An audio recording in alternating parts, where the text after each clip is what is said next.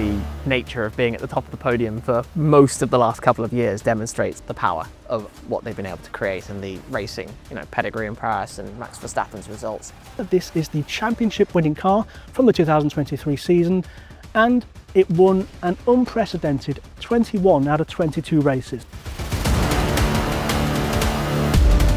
Obviously the most successful F1 car ever made. So my role as a project engineer is to manage the workflow from the aerodynamicist to the wind tunnel, and then from what we take from the wind tunnel to the full-size car, I make sure every department following gets the information they need at the time they need, and we get ultimately the parts that we want on the car when we want them on the car, and the parts that we want equal performance. Innovation, ambition and boldness. It's absolutely at the cutting edge of technology, of performance, of aerodynamics, of everything that goes into the cars that are behind us to ultimately achieve and be the very best in the world. We want the car to aesthetically look different, of course, and run differently, but fundamentally, most fans will look at that and go, that's the same car as last year. There are wholesale changes across this car, across many different platforms, but I can look at each car and I can see the difference straight away. Every component that we have on the RB19 is a new component to RB18.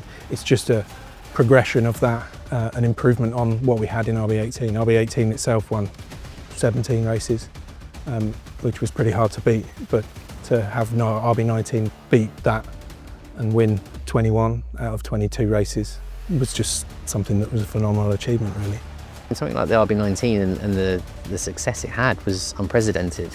We couldn't get our heads around it every weekend. We were like, wow, it's a rocket ship. Especially when you put someone like Max Verstappen behind the wheel, it's going to be the quickest thing ever. But yeah, I think when you have to retire a car as successful as the RB19, that was a hard one, for sure.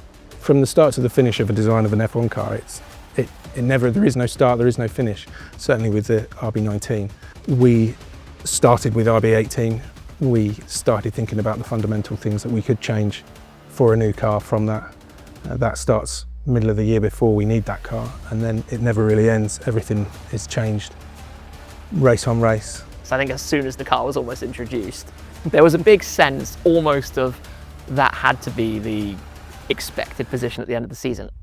If you look back a little bit at this, right, I don't think anybody expected the car to completely dominate in the way that it did through the 2023 championship season, but there was certainly a kind of this is the car. The first meeting we had at Licensing Expo in Las Vegas in 23, that was June 23, and this is where we realized that there was something really, really special happening. We at DeAgostini, we are always looking for what we think is going to be the next ultimate build-up collectible model experience.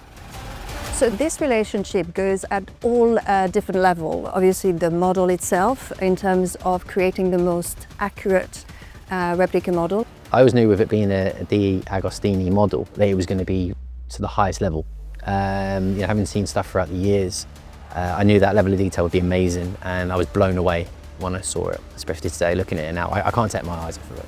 There is probably nothing as close to the original RB19 that you can see behind me that you can build yourself and have in your own home as what we have right in front of us. In terms of characteristics, it's made from die-cast metal and moulded ABS with rubber tyres that you can see here as well, and front wheels that turn with the rotation of the steering wheel.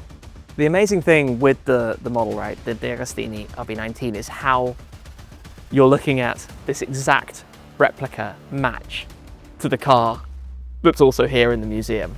Every element of it, down to the proportions, the shapes, the surfaces, the finishing, the livery that it wears.